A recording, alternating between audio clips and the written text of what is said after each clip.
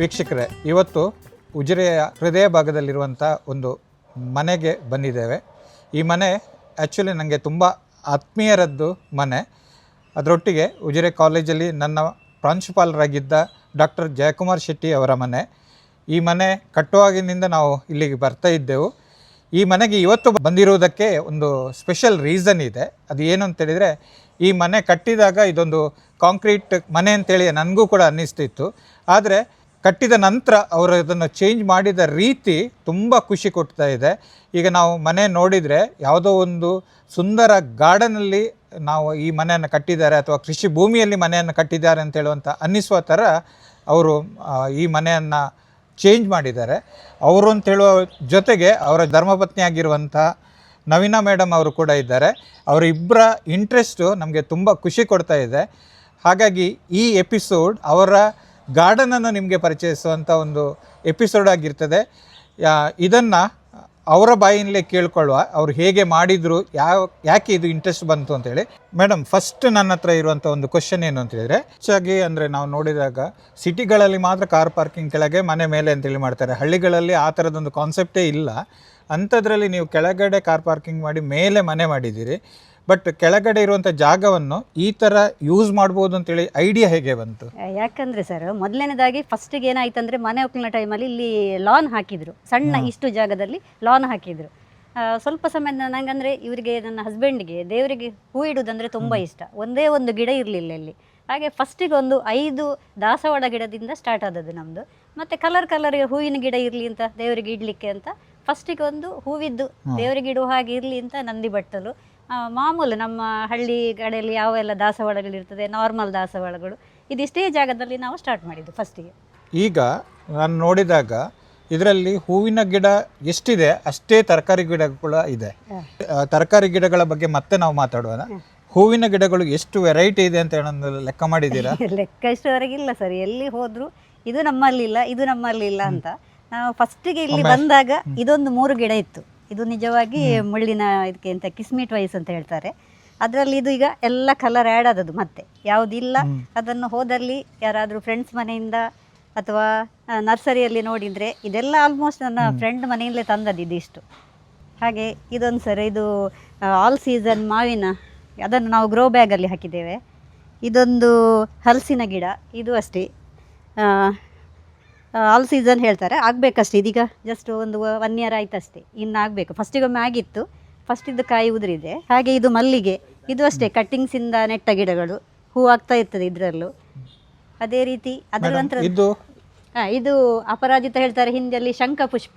ಅದನ್ನು ನಾವೇನು ಮಾಡಿದ್ದೇವೆ, ಜಸ್ಟ್ ಬಳ್ಳಿ ಥರ ಮೇಲೆ ಹೋಗಲಿಕ್ಕೆ ಒಂದು ಹಗ್ಗದ ಸಹಾಯದಿಂದ ಅದನ್ನು ಬಳ್ಳಿ ಥರ ಮೇಲೆ ಬಿಟ್ಟಿದ್ದೇವೆ.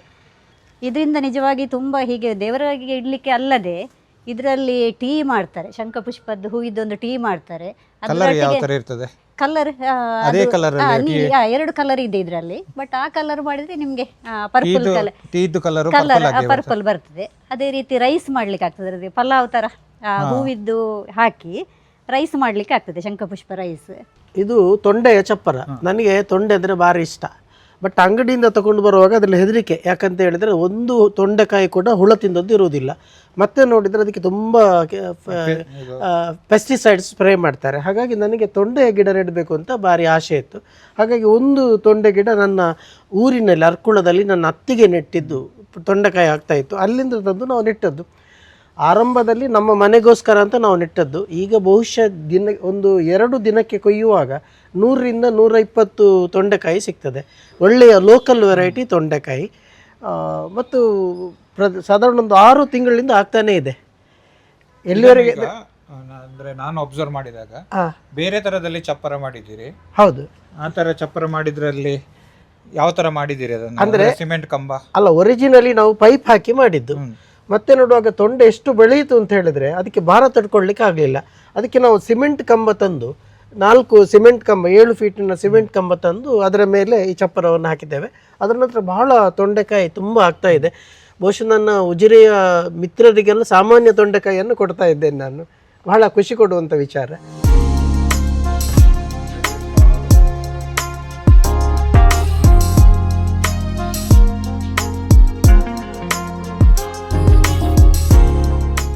ನೋಡಿ, ಇದು ಒಂದು ರೀತಿ ಸಹಜವಾಗಿ ಕೆಲವು ಗಿಡಗಳಲ್ಲಿ ಬೆಳೆದಿದೆ. ಅದರಲ್ಲೊಂದು ವಿಶೇಷವಾಗಿ ಇದೊಂದು ಗುಪ್ಪಟ್ಟೆ ಹಣ್ಣಿನ ಗಿಡ ಬೆಳೆದಿದೆ ನೋಡಿ.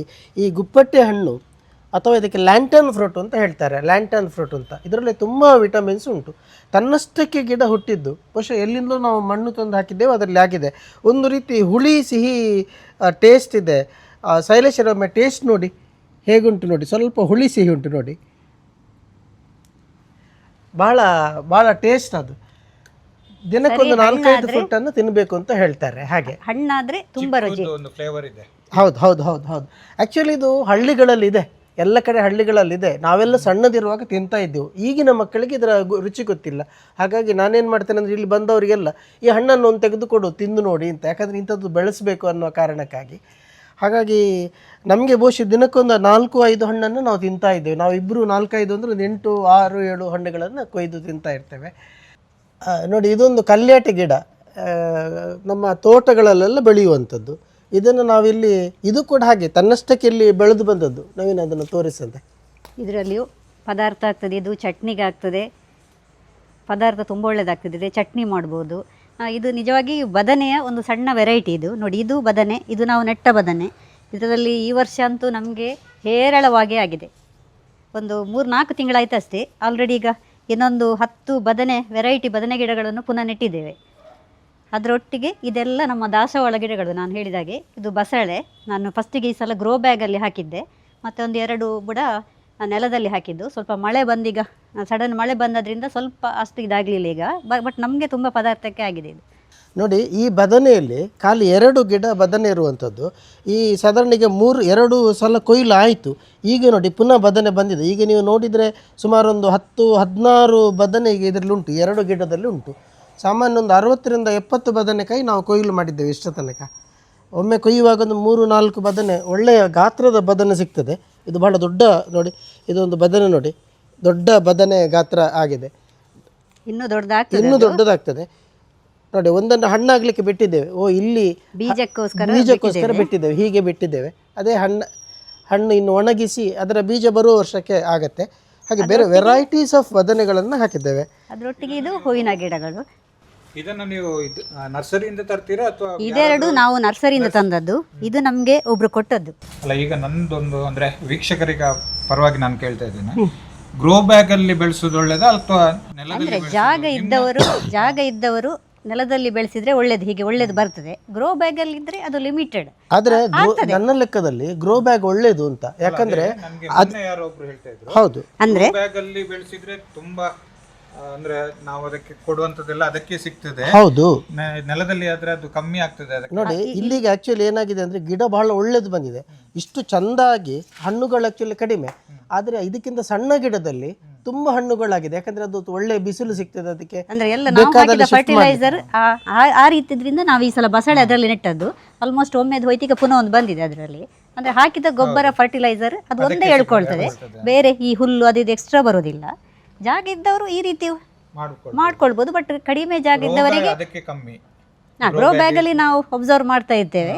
ಹತ್ರದ್ದು ಸ್ಪ್ರೇ ಆಗ್ಲಿಕ್ಕೆ ಚಾನ್ಸಸ್ ಇಲ್ಲ, ಒಂದೇ ಬದಿಯೆಲ್ಲ ಇಟ್ಟಿರ್ತೇವೆ. ಇದು ಅಲೋವೆರಾ ಗಿಡ ಸರ್. ಇದು ಸೌಂದರ್ಯವರ್ಧಕವಾಗಿ ಯೂಸ್ ಮಾಡ್ಬೋದು, ಆರೋಗ್ಯಕರವಾಗಿಯೂ ಅದನ್ನು ಯೂಸ್ ಮಾಡ್ತಾರೆ. ಹೀಗೆ ನೋಡಲಿಕ್ಕೆ ಚಂದವೂ ಇರ್ತದೆ, ಹಸಿರಾಗಿ. ತಲೆಗೆಲ್ಲ ಇದನ್ನು ಚೆನ್ನಾಗಿ ಹಚ್ತಾರೆ. ಇದರ ಜ್ಯೂಸ್ ಕೂಡ ಮಾಡ್ತೇವೆ ನಾವು. ಕೆಲವು ಇದಕ್ಕೆ ಇದು ಜ್ಯೂಸು ಯೂಸ್ ಆಗ್ತದೆ, ಭಾರಿ ಚಂದ ಜ್ಯೂಸ್ ಆಗ್ತದೆ.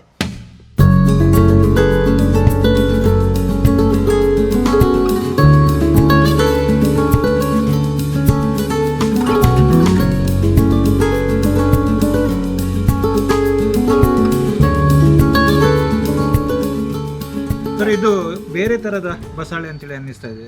ಇದಕ್ಕೆ ಹೌದು, ಇದು ನಮ್ಮ ಊರಿನಲ್ಲಿ ಸಿಗುವಂಥ ಬಸಳೆ ನೋಡಿ ಇಲ್ಲಿದೆ. ಇದು ನಮ್ಮ ಊರಿನ ಬಸಳೆ. ಅದೇ ನಾವು ಇನ್ನೊಂದು ಬಸಳೆ ನಮ್ಮ ಕೃಷಿಯನ್ನು ನೋಡಿ ನಮಗೊಬ್ಬರು ತಂದು ಕೊಟ್ಟರು. ಇದಕ್ಕೆ ಕೋಲು ಬಸಳೆ ಅಂತ ಹೆಸರು. ಕೋಲು ಬಸಳೆ ಯಾಕಂದ್ರೆ ಇದರ ಎಲೆ ಬಹಳ ಚಂದ ಇರ್ತದೆ, ಎಲೆಯನ್ನೇ ಪದಾರ್ಥ ಮಾಡುವಂಥದ್ದು, ಸಪೂರ ಬರ್ತದೆ.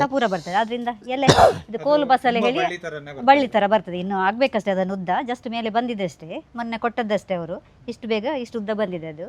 ಇದು ಕಸ ಯಾಕೆ ಹಾಕಿದ್ರು? ಹಾ ಕಸ ಸರ್ ಇದೊಂದು ಇದು ಇದಂತ ನಮ್ಮ ಮನೆಯ ನೀಟ್ ಇದೆ, ಅದ್ರ ನಡುವೆ ಒಮ್ಮೆ ಕಸ ಹಾಕೊಂಡು ಯಾಕಂದ್ರೆ ಸರ್ ನಾವು ಇಲ್ಲಿ ನಮಗೆ ಮುಂಚೆ ಅದರ ಸಮಸ್ಯೆ ಗೊತ್ತಿರಲಿಲ್ಲ. ಇಲ್ಲಿ ಬಂದ ನಂತರ ನಾವು ಅಡಿಗೆ ಮಾಡಿದ ಆ ತರಕಾರಿ ಸಿಪ್ಪಿಯನ್ನು ಏನು ಮಾಡೋದು ಅನ್ನೋದೇ ನಮಗೊಂದು 2 ತಿಂಗಳವರೆಗೆ ತುಂಬ ಕಷ್ಟ ಆಯಿತು. ನಂತರ ಈ ಗಾರ್ಡನ್ ಎಲ್ಲ ಶುರು ಮಾಡಿದ ನಂತರ ನೋಡಿ ಇದೊಂದು ಯೂನಿಟ್ ಇದು ರಾಮಕೃಷ್ಣ ಮಿಷನ್ ಇಂದ ನಾವು ತಂದದ್ದು ಮಂಗಳೂರಿಂದ. ನಮ್ಮ ನಾವು ಮನೆಯಲ್ಲಿ ಯೂಸ್ ಮಾಡಿ ಏನು ತರಕಾರಿ ಸಿಪ್ಪೆಗಳು, ನೀರುಳ್ಳಿ ಸಿಪ್ಪೆ ಏನಿದ್ರು ಸಿಪ್ಪೆಗಳನ್ನು ಇದಕ್ಕೆ ಹಾಕಿ ಇದಕ್ಕೆ ನಾವು ಸ್ವಲ್ಪ ಈ ತರಗೆಲೆಗಳು ಮಣ್ಣು ಹಾಕಿ ಈಗ ಇದು ಫುಲ್ ಆದ ನಂತರ ಇಲ್ಲಿ ಇಲ್ಲಿಗೆ ಶಿಫ್ಟ್ ಮಾಡೋದು. ಆಗೊಂದು 15 ಡೇಸ್ ಆಗುವಾಗ ಇದು ಸ್ವಲ್ಪ ಗೊಬ್ಬರ ಆಗಿರ್ತದೆ. ಈ ಲಾಸ್ಟ್ ಪೋರ್ಷನ್ಗೆ ಆಗುವಾಗ ಇದರಲ್ಲಿ ಇಲ್ಲ, ಈಗ ನಾವು ಇಲ್ಲಿಗೆ ಹಾಕಿ ಈಗ ಬಿಸಿಲು ಇರೋದ್ರಿಂದ ಈಗ ಆದಷ್ಟು ಮಳೆಗಿಂತ ಮುಂಚೆ ಅದನ್ನು ಯೂಸ್ ಮಾಡುವ ಹೇಳಿ. ಅಂದ್ರೆ ಇಲ್ಲದಿದ್ರೆ ಅದು 1 ತಿಂಗಳು ಬೇಕಾಗುತ್ತೆ ಸಾಮಾನ್ಯ ಗೊಬ್ಬರ ಆಗ್ಲಿಕ್ಕೆ, 15ರಿಂದ 1 ತಿಂಗಳು ಬೇಕಾಗುತ್ತೆ.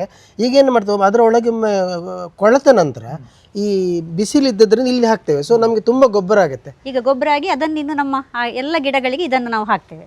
ಹಾಕಿದ ನಂತರ ಒಳ್ಳೆ ರಿಸಲ್ಟ್ ಬಂದಿದೆ. ಈಗ ಬಸಳೆ ಇರ್ಬೋದು, ತೊಂಡೆಕಾಯಿ ಇರ್ಬೋದು.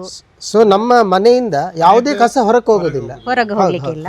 ಇದು ಎಲ್ಲ ತರಕಾರಿ ಸಿಪ್ಪೆಗಳಿಗೆ ನಾವು ಈಗ ಎಲೆಗಳು, ಮಣ್ಣು ಸ್ವಲ್ಪ ಇದೆಲ್ಲ ಹಾಕಿ ಈಗ ಒಣಗ್ಲಿಕ್ಕೆ ಇಟ್ಟಿದ್ದೇವೆ. ಇನ್ನೀಗ ಇದು ಡ್ರೈ ಆದ ತಕ್ಷಣ ಗಿಡಗಳಿಗೆ ಮಳೆಗಿಂತ ಮುಂಚೆ ಹಾಕಿ ಬಿಡುವ ಅಂತ. ಈಗ ಇದು ನಮಗೆ ಪರ್ಚೇಸಿಗೆ ಸಿಗ್ತದೆ ಅಂತ ಅಲ್ಲಿ ರಾಮಕೃಷ್ಣ ಮಿಷನ್ ನಲ್ಲಿ ಮಂಗಳೂರಿನಲ್ಲಿ ಅವರು ಸ್ವಚ್ಛ ಮಂಗಳೂರು ಕಾರ್ಯಕ್ರಮದಲ್ಲಿ ಇದನ್ನು ಮಾಡ್ತಾ ಇದ್ರು. ನಾನು ಅದನ್ನು ಅಲ್ಲಿಂದ ಪರ್ಚೇಸ್ ಮಾಡಿ ತಂದದ್ದು. ಈಗ ಅಂದ್ರೆ ಸಾಧಾರಣ ಮನೆಯವರಿಗೂ ಕೂಡ ಇದನ್ನು ಪರ್ಚೇಸ್ ಮಾಡ್ಬೋದು. ಆಗ್ಬೋದು. ನಾವು ಮತ್ತೆ ಇಷ್ಟು ಹೀಗೆ ಇದನ್ನೇ ಪರ್ಚೇಸ್ ಮಾಡಬೇಕಾಗಿಲ್ಲ, ನಾವು ಆರ್ಡಿನರಿ ಇದ್ರ ಬಾಲ್ದಿಯಲ್ಲಿ ಕೂಡ ಹಾಕಿ ಮಾಡ್ತೇವೆ. ಇದೇ ಪ್ರೊಸೀಜರ್ ಯೂಸ್ ಮಾಡಿ ತೂತು ಮಾಡಿಕೊಂಡು ಅದು ಸ್ವಲ್ಪ ಇದು ಹೋಗ್ಲಿಕ್ಕೆ ಅದರ ಬಂದಿದ್ರೆ ಅದು ಅದರಲ್ಲಿ ಹುಳ ಜಾಸ್ತಿ ಇದಾಗುತ್ತೆ. ಈ ರೀತಿ ಓಪನ್ ಇರೋದ್ರಿಂದ ಬಾಲ್ದಿಯಲ್ಲಿ ಸಹ ನಾವು ಮಾಡ್ಬೋದು, ಬಕೆಟಲ್ಲಿ, ಪ್ಲಾಸ್ಟಿಕ್ಕಲ್ಲಿ ಸಹ. ಇದೆಲ್ಲ ನಮ್ಮದು ದಾಸವಾಳ ವೆರೈಟಿ. ತುಂಬ ದಾಸವಾಳ ಪ್ರೀತಿ ನಮಗೆ. ಆ ರೀತಿ ಈಗ ಸ್ವಲ್ಪ ಅದರ ಕಲೆಕ್ಷನ್ನೇ ಜಾಸ್ತಿ ಮಾಡ್ತಾ ಇದ್ದೇವೆ. ಅದರೊಟ್ಟಿಗೆ ಇಲ್ಲಿ 2 ವೆರೈಟಿ ಹರಿವೆ ಇದೆ. ಇದು ಕೆಂಪು ಹರಿವೆ, ಇದನ್ನೆರಡನ್ನು ನಾವು ಗ್ರೋ ಬ್ಯಾಗಲ್ಲೇ ಹಾಕಿದ್ದೇವೆ. ಒಂದು 4-5 ಪದಾರ್ಥ ಆಯಿತು ನಮ್ಮದು. ಇದು ಏನಾಗ್ತದೆ ಅಂದರೆ ಮೇಲೆ ಬಂದ ನಂತರ ನಾವು ಇಲ್ಲಿಗೆ ಕಟ್ ಮಾಡಿ ತೆಗಿತೇನೆ. ಪುನಃ ಚಿಗುರಿದೆ ಇದು. ಇದು ಸ್ವಲ್ಪ ಬೀಜಕ್ಕೆ ಬಿಟ್ಟಿದ್ದೇನೆ. ನೆಕ್ಸ್ಟ್ ಇಯರಿಗೆ ಇದು ಪುನಃ ಬೀಜ ಹಾಕಿದರೆ ಪುನಃ ಹೀಗೆ ಗ್ರೋ ಬ್ಯಾಗಲ್ಲಿ ಆಗ್ತದೆ. ಇದು ಅದೇ ನಮಗೆ ಕೊಟ್ಟ ಬದನೆ ಗಿಡಗಳನ್ನು ನಾನೀಗ ಸ್ವಲ್ಪ ದೊಡ್ಡದಲ್ಲಿ ಹಾಕಿದ್ದೇನೆ ಗ್ರೋ ಬ್ಯಾಗಲ್ಲಿ. ಸ್ವಲ್ಪ ಗಿಡ ದೊಡ್ಡದಾದ ನಂತರ ಪುನಃ ಇದಕ್ಕೆ ಅದೇ ಗೊಬ್ಬರವನ್ನೆಲ್ಲ ಹಾಕಿ ಸ್ವಲ್ಪ ಮಣ್ಣು ಹಾಕಿದರೆ ಇದರಲ್ಲಿ ಸಾಕಾಗ್ತದೆ ಅದಕ್ಕೆ. ಇದೆಲ್ಲ ಬೇರೆ ಬೇರೆ ಆರ್ನಮೆಂಟಲ್ ಗಿಡಗಳು, ಅಲ್ಲಲ್ಲಿ ಸಿಕ್ಕಿದ ಗಿಡಗಳನ್ನು ನರ್ಸರಿಗಳಿಂದೆಲ್ಲ ತಂದು ನೆಟ್ಟಿದ್ದೇವೆ. ಇದು ಕೂಡ ಹಾಗೆ. ಇದು ಎಲ್ಲ ಕಟ್ಟಿಂಗ್ಸ್ ಈಗ ಹಾಕಿದ್ದೆ. ನಿನ್ನೆ ನಾವು ಒಂದು ಮನೆಗೆ ಹೋಗಿದ್ವಿ. ಆ ಮನೆಗೆ ಹೋದಾಗ ತುಂಬ ಗಿಡಗಳು ನಮ್ಮಲ್ಲಿ ಇಲ್ಲದ ಗಿಡಗಳಿತ್ತು. ಅದರ ಕಟ್ಟಿಂಗ್ ಎಲ್ಲ ತಂದು ಇವತ್ತು ಬೆಳಿಗ್ಗೆ ಸಣ್ಣ ಚಟ್ಟಿಯಲ್ಲಿ ಹಾಕಿ ನಾವು ಈಗ ಶೇಡಲ್ಲಿ ಇಟ್ಟಿದ್ದೇವೆ. ನೆಟ್ಟದ್ದಷ್ಟೇ, ನೆಟ್ಟ ಗಿಡಗಳು ಇವುಗಳಷ್ಟೇ, ಎಲ್ಲ ಅಲಂಕಾರಿಕ ಗಿಡಗಳು. ಇದು ಅಡೇನಿಯಮ್ ಅಂತ, ಇದು ಕೇಪಳ ಸಣ್ಣ ವೆರೈಟಿ.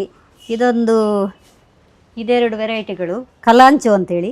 ಇದು ಸ್ವಲ್ಪ ಇದಕ್ಕೆಲ್ಲ ನೀರು ತುಂಬ ಕಮ್ಮಿ ನೋಡಿಕೊಂಡು ಹಾಕಬೇಕು. ಹಾಗೆ ಇದು ಚಂದಕ್ಕೆ ಇಲ್ಲಿ ಸೆಟ್ ಮಾಡಿ ಇಟ್ಟದ್ದು. ಇದು ನನ್ನ ರೆಸ್ಟ್ ಪ್ಲೇಸ್. ಇಲ್ಲಿ ಅಥವಾ ಅಲ್ಲಿ ಸಂಜೆ ಬಂದು ಕೂತ್ರೆ ಇಲ್ಲಿ ಕೂತ್ರೆ ಯಾವ ದುಃಖವೂ ಇಲ್ಲ, ಏನಿಲ್ಲ. ಸಂಜೆ 1 ಗಂಟೆ ಆರಾಮ್ಸೆ ಕಳೀಬೋದು ಇಲ್ಲಿ ಕೂತು. ಆ ಹೂವು ಇದಂತೂ ಮೊನ್ನೆ ನಂದು ಪೊಳಲಿ ಜಾತ್ರೆಯಿಂದ ಬಂದ ಗಿಡಗಳು. ಎಲ್ಲಿ ಹೋದರೂ ಆಚೆ ಈಚೆ ನೋಡ್ತಾ ಇರ್ತೇನೆ, ಬರುವಾಗ ಹಿಡ್ಕೊಂಡು ಬಂದ ಗಿಡ. ಅದೇ ರೀತಿ ಇದು ಅಡೇನಿಯಮ್ ಅಂತ. ಇವುಗಳಿಗಷ್ಟೇ ನೀರೆಲ್ಲ ತುಂಬ ಹಾಗೆ ಕ್ಲಾಸಿಫೈ ಮಾಡಿ, ಸ್ವಲ್ಪ ಇಲ್ಲದ್ರೆ ನಾವು ತುಂಬ ನೀರು ಹಾಕ್ತೇವೆ, ಸ್ವಲ್ಪ ಗೊತ್ತಾಗ್ಲಿ ಅಂತ ಅದನ್ನು ಅಡ್ಜಸ್ಟ್ ಮಾಡಿ ಇಟ್ಟದ್ದು. ನೋಡಿ ಇದು ನೋಡಿ ಎಷ್ಟು ದಷ್ಟಪುಷ್ಟವಾಗಿದೆ. ಇದೊಂದು ತಿಮರೆ ತಿಮರೆ ಒಂದೇ ಲಗ ಹೈಬ್ರಿಡ್. ಇದನ್ನ ಚಟ್ನಿಯಲ್ಲಿ ನೆಟ್ಟಿದ್ದೇವೆ. ಚಟ್ನಿ ಮಾಡ್ಲಿಕ್ಕೆ ಆಗ್ತದೆ. ಇದರಿಂದ ನಾವು ಚಟ್ನಿ ಮಾಡ್ಲಿಕ್ಕೆ ಲೋಕಲ್ ವೆರೈಟಿ ಕೂಡ ಉಂಟು. ಇದೊಂದು ನಮ್ದು ಲೋಕಲ್ ವೆರೈಟಿ. ಇದೊಂದು ಬೇರೆ ಬೇರೆ ನಲದಲ್ಲಿಯೂ ಇದೆ, ಆ ಚಟ್ಟಿಗಳಲ್ಲೂ ಇದೆ.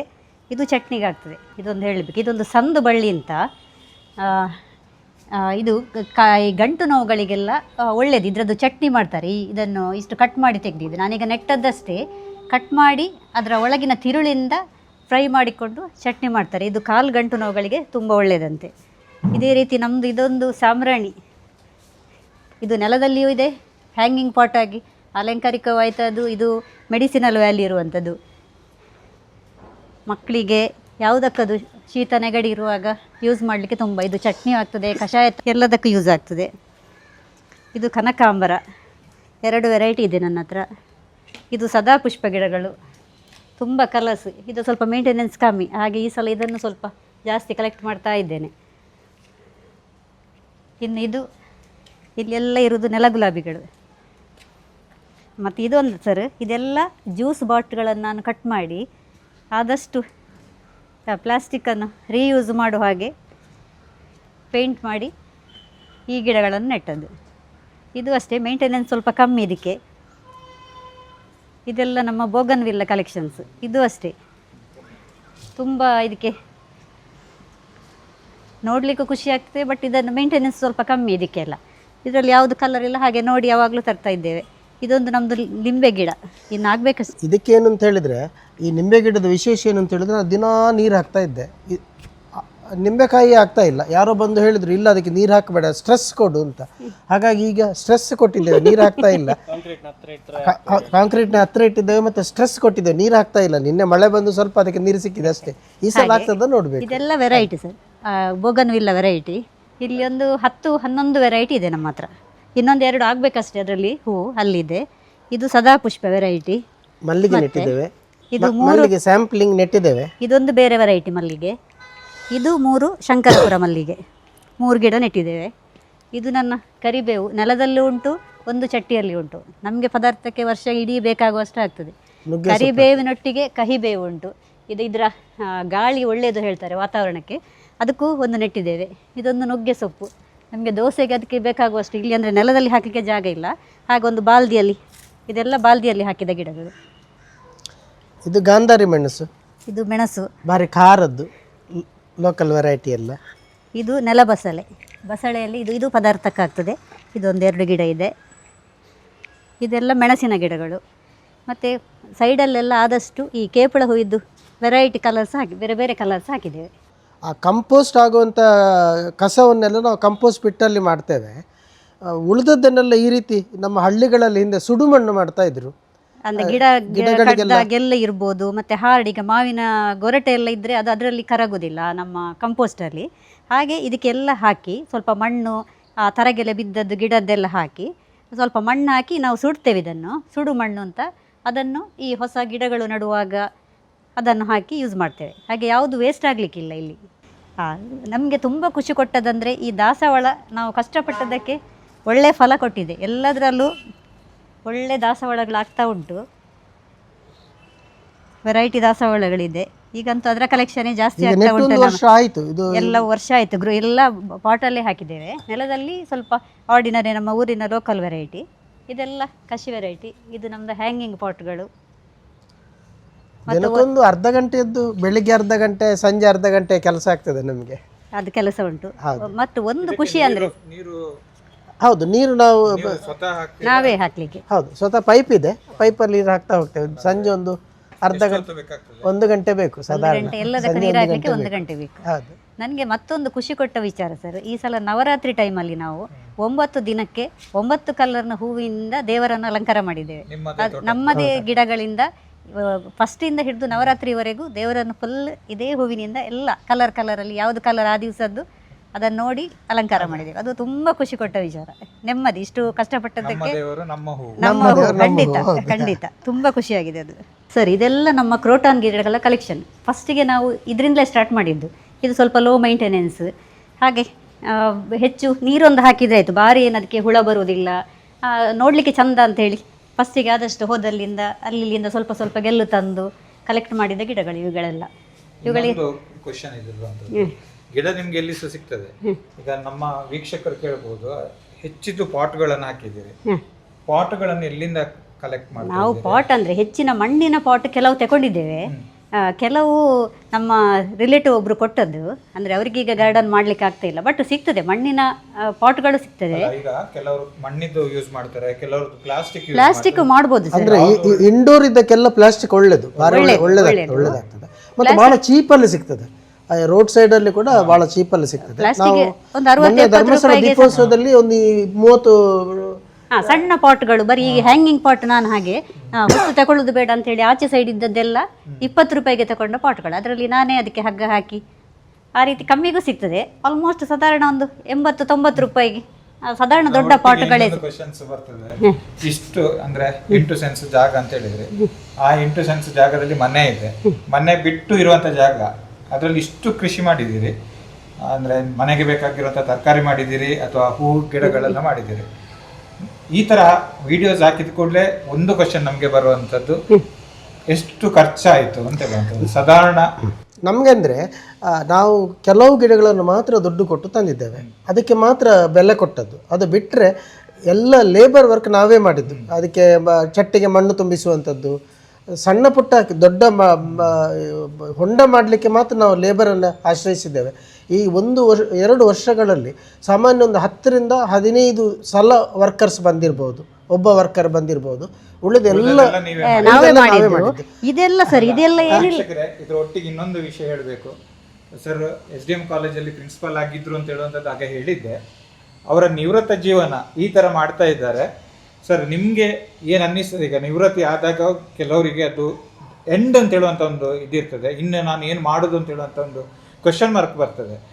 ನನಗೆ ನೀವು ಪರ್ಸನಲಿ ಗೊತ್ತಿರೋದ್ರಿಂದ ನೀವಿಬ್ಬರು ಅದಕ್ಕಿಂತ ಮೊದಲು ಅಂದರೆ ಪ್ರೊಫೆಷನಲ್ಲಿ ಲೆಕ್ಚರರ್ ಆಗಿ ಆಮೇಲೆ ಪ್ರಾಂಶುಪಾಲರಾಗಿ ಇದ್ದದಕ್ಕಿಂತ ಜಾಸ್ತಿ ಖುಷಿ ನಿಮ್ಮ ಮುಖದಲ್ಲಿ ಕಾಣ್ತಾ ಇದೆ. ನೀವೇನು ಹೇಳ್ತೀರಿ ಇದೇ? ಅಂದರೆ ನಮಗೀಗ ಸಾಮಾನ್ಯವಾಗಿ ನಿವೃತ್ತ ಜೀವನ ಅಂದರೆ ಏನು ಕೆಲಸ ಇಲ್ಲ ಅಂತ. ಈಗ ನಮಗೆ ಬೇಕಾದಷ್ಟು ಕೆಲಸ ಉಂಟು. ಯಾಕಂದರೆ ನಾವು ಕೆಳಗೆ ಬಂದರೆ ಒಂದು ಸ್ವಲ್ಪ ಬೆಳಗ್ಗೆ 1 ಗಂಟೆ ಹೂ ಕೊಯ್ಯುವಂಥ ಕೆಲಸ ಮಾಡ್ತೇನೆ, ತೊಂಡೆಕಾಯಿ ಕೊಯ್ಯುವಂಥದ್ದು, ತರಕಾರಿ ಕೊಯ್ಯುವಂಥದ್ದು ಕೆಲಸ ಮಾಡ್ತೇನೆ. ಅದು ಮಾಡಿದ ನಂತರ ಗಿಡಗಳ ಬುಡಕ್ಕೆ ಗೊಬ್ಬರ ಹಾಕುವಂಥದ್ದು, ಸಂಜೆ ಹೊತ್ತು ನೀರು ಹಾಕುವಂಥದ್ದು, ಮತ್ತು ಪುರ್ಸೊತ್ತಿದ್ರೆ ನಾವು ಕೆಳಕ್ಕೆ ಬರ್ತೇವೆ. ಯಾಕಂದರೆ ಇದರಲ್ಲಿ ಗಿಡಗಳಲ್ಲಿ ತುಂಬ ಕೆಲಸಗಳಿವೆ, ಮಾಡೋದಿದ್ರೆ ಎಷ್ಟು ಕೆಲಸ. ಮತ್ತು ಖುಷಿ ಕೊಡುವಂಥದ್ದು ಏನು ಅಂತ ಹೇಳಿದರೆ, ಆ ಗಿಡಗಳು ನಮ್ಮ ಹತ್ರ ಮಾತಾಡಿದ ಹಾಗೆ ಏನು ನಾವು ಹೋಗದೇ ಇದ್ದರೆ ಆ ರೀತಿಯ ಭಾವನೆಗಳು. ಹಾಗಾಗಿ ನನಗೆ ಈ ಕಳೆದ 2 ವರ್ಷಗಳಲ್ಲಿ ನಾನು ನಿವೃತ್ತನಾಗಿದ್ದೇನೆ ಅಂತ ಅನ್ನಿಸಲೇ ಇಲ್ಲ, ಅಷ್ಟು ಖುಷಿ ಕೊಡ್ತಾ ಉಂಟು. ನನಗೆ ಅನ್ನಿಸ್ತದೆ ಅಂದ್ರೆ ಮನೆ ಮೇಲೆ ಇದೆ, ಗಿಡಗಳು ಕೆಳಗಡೆ ಇದೆ, ನಿಮ್ಗೆ ಒಂಥರ ಎಕ್ಸರ್ಸೈಸ್ ಇದರಲ್ಲಿ ಆಗ್ತಾ ಇದೆ ಅಂತ. ಅಂದ್ರೆ ನೀವು ಅಷ್ಟು ಸಲ ಗಿಡಗಳ ಹತ್ರ ಮಾತಾಡಿಸ್ಲಿಕ್ಕೆ ಬರ್ತೀರಿ, ಆ ಥರ ಆಗಿರೋದ್ರಿಂದ. ಅಂದರೆ ಆ್ಯಕ್ಚುಲಿ ನಮಗೆ ನಾನು ಬೇರೆ ಎಕ್ಸಸೈಸ್ ಯಾವುದು ಮಾಡೋದಿಲ್ಲ. ನಾನು ಯೋಗ ಮಾಡೋದಿಲ್ಲ, ನಾನು ಅಡಿಷನಲ್ ವಾಕಿಂಗ್ ಅಂತ ಮಾಡೋದಿಲ್ಲ. ನಾನು ಈ ಕೆಲಸ ಮಾಡಿ ನನಗೆ ಫಿಸಿಕಲ್ ಎಕ್ಸಸೈಸ್ ಆಗುತ್ತೆ. ಮೇಡಮ್ ಹತ್ರ ಇನ್ನೊಂದು ಕ್ವಶನ್, ಅಂದರೆ ಎಲ್ಲರೂ ಹೇಳುವಂಥದ್ದು ಗೃಹಿಣಿ ಅಂತ ಹೇಳಿದ ಕೂಡಲೇ ಮನೆ ಒಳಗಡೆ ಕಿಚನ್ನು ಅವರದ್ದು ವರ್ಕ್, ಅಂದರೆ ಮನೆಯವರಿಗೆ ಫುಡ್ ಪ್ರಿಪೇರ್ ಮಾಡಿ ಕೊಡೋದು ಅದೇ ಆಗಿರ್ತದೆ. ಅದರ ಒಟ್ಟಿಗೆ ನೀವು ಇದನ್ನು ಮಾಡ್ತಾ ಇದ್ದೀರಿ. ಆ್ಯಕ್ಚುಲಿ ನಾನು ತುಂಬ ಹೆಂಗಸರನ್ನು ಮಾತಾಡಿಸಿದಾಗ ನನಗೆ ಪುರ್ಸೊತ್ತೇ ಇಲ್ಲ ಅಂತ ಹೇಳಿ ಹೇಳ್ತಾರೆ. ಅಂದರೆ ಮನೆ ಕೆಲಸದಲ್ಲಿ ಸಾಕಾಗಿ ಹೋಗ್ತದೆ ಅಂತ. ಆದರೆ ಇಲ್ಲಿ ನೋಡಿದಾಗ ನೀವು ಮನೆ ಕೆಲಸಕ್ಕಿಂತ ಜಾಸ್ತಿ ಕೆಲಸ ಇಲ್ಲಿ ಕೂಡ ಮಾಡ್ತಿದ್ರಿ. ಹೇಗೆ ನೀವು ಮ್ಯಾನೇಜ್ ಮಾಡ್ತೀರಿ? ಮ್ಯಾನೇಜ್ ಅಂದರೆ ಸರ್, ಮೊದಲು ನಾವೇನಾಯ್ತಂದರೆ ಮಕ್ಕಳೆಲ್ಲ ಇರುವಾಗ ಅಡಿಗೆ ಕೆಲಸ ತುಂಬ ಇರ್ತಿತ್ತು. ಅಂದರೆ ಹೊಸ ವೆರೈಟಿ ಮಾಡೋದು ಇಂಟ್ರೆಸ್ಟ್ ಇತ್ತು ನನಗೆ. ಈಗ ನಾವಿಬ್ಬರು ಇರೋದಕ್ಕಿಂತ ನಮ್ಮದು ಫುಡ್ಡಿದ್ದು ಸ್ವಲ್ಪ ಕಮ್ಮಿ ಈಗ ಮುಂಚೆಗಿಂತ. ಬಟ್ ಇದೇನೋ ಸ್ಟಾರ್ಟ್ ಮಾಡಿದ ನಂತರ ತುಂಬ ಖುಷಿ ಕೊಡ್ತಾ ಉಂಟು. ಟೈಮ್ ಇಲ್ಲ ಹೇಳೋದು ಸುಮ್ಮನೆ, ಯಾವುದಕ್ಕೂ ನಮಗೆ ಮನಸ್ಸು ಮಾಡಿದರೆ ಏನು ಮಾಡ್ಕೊಳ್ಬೋದು, ಟೈಮ್ ಮಾಡ್ಕೊಳ್ಬೇಕು ನಾವು. ಮತ್ತು ಒಂದು ನಾನಿಲ್ಲಿ ಹೇಳಲಿಕ್ಕೆ ಇಷ್ಟಪಡ್ತೇನೆ, ಮೊದಲನೇದಾಗಿ ನನ್ನ ಹಸ್ಬೆಂಡ್ ರಿಟೈರ್ಡ್ ಆದಾಗ ಅವರು ಹೊರಗೆ ಹೋದ ತಕ್ಷಣ ಎಲ್ಲರ ಕ್ವಶನ್, ಈ ರೀತಿ ತೆಂಚಿನ ಮಲ್ಪರು ಏನು ಮನೆಯಲ್ಲಿ ಸುಮ್ಮನೆ ಇರ್ತೀರಾ ಅಂದರೆ ಅವರಿಗೆ ಆ ರೀತಿ ಎಲ್ಲಿ ಹೋದರೂ ಅದೇ ಕ್ವಶನ್. ಒಂದು ಫಂಕ್ಷನಲ್ಲಿ ಹೋಗಿ ಹತ್ತಿರ ಕೂತ್ಕೊಳ್ಳಿಕ್ಕಿಲ್ಲ, ನೀವೀಗ ಏನು ಮಾಡ್ತಾ ಇದ್ದೀರಿ ಅಂದರೆ ಆ ಕ್ವಶನ್ಗಳು ಬಂದು ಅಟ್ಲೀಸ್ಟ್ ಇದೀಗ ಸ್ಟಾರ್ಟ್ ಮಾಡಿದ ನಂತರ ಏನು ಮಾಡ್ತಾರೆ ಅನ್ನೋದು ಖಂಡಿತ ಈ ವಿಡಿಯೋ ಮುಖಾಂತರ ಒಂದು ರೀತಿ ಉದ್ಯೋಗ ಖಾತರಿ ಯೋಜನೆ ಖಂಡಿತ ನಮಗೆ ಬೇಕಾಗುವಷ್ಟು ಮನಸ್ಸಿಗೆ ನೆಮ್ಮದಿ ಕೊಡು ಖಂಡಿತ ಇದೆ ಅಂತ ಹೇಳಲಿಕ್ಕೆ ಇಷ್ಟಪಡ್ತೇನೆ. ನಮಗೆ ಬೇಕಾಗಿರುವಂತ ನೆಮ್ಮದಿ ಇನ್ನು ರಿಟೈರ್ಡ್ ಲೈಫಲ್ಲಿ ನಮ್ಗೆ ಇರುವುದು ಅದೇ. ನಮ್ಮ ಮಗ ಸೆಟ್ಲ್ ಆಗಿ ಆಯಿತು, ಇನ್ನೇನಿದ್ರು ನಮಗೆ ಇದು ತುಂಬ ಖುಷಿ ಕೊಡುವ ವಿಷಯ. ನಮ್ಮ ಮನೆ ಆ್ಯಕ್ಚುಲಿ ಮೇಲೆ, ಇದು ಕೆಳಗಡೆ ಪಾರ್ಕಿಂಗ್ ಮತ್ತು ಗಿಡಗಳು, ಹಾಗಂತೇಳಿ ಮೇಲೆ ಕೂಡ ಒಂದಷ್ಟು ಗಿಡಗಳನ್ನು ಹಾಕಿದ್ದೇವೆ ಮೇಲೆ ಕೂಡ. ಯಾಕಂದರೆ ಮನೆಯಿಂದ ಹೀಗೆ ಇಣುಕಿದ ಕೂಡಲೇ ಗಿಡಗಳು ಕಾಣಬೇಕು ಅಂತ ನಮಗೆ ಆಸೆ. ಹಾಗಾಗಿ ಮೇಲೆ ಹೋಗುವ ಬನ್ನಿ. ನೋಡಿ, ಇಲ್ಲಿ ಮೆಟ್ಲು ಹತ್ತುವಲ್ಲಿ ಕೂಡ ಬಾಟ್ಲಿಗಳಲ್ಲೆಲ್ಲ ನೀರು ಹಾಕಿ ಅಲ್ಲಿ ಗಿಡಗಳನ್ನು ನೆಟ್ಟು ಇದೆಲ್ಲ ನೀರಲ್ಲಿ ಬೆಳೆಯುವ, ನೀರಲ್ಲಿ ಬರ್ತದೆ. ಇದು ಬರೀ ಜ್ಯೂಸ್ ಬಾಟ್ಲಿಗೆ ಪೇಂಟ್ ಕೊಟ್ಟು ನೀರಲ್ಲಿ ಇಟ್ಟ ಗಿಡಗಳಿಗೆ ಬರ್ತದೆ.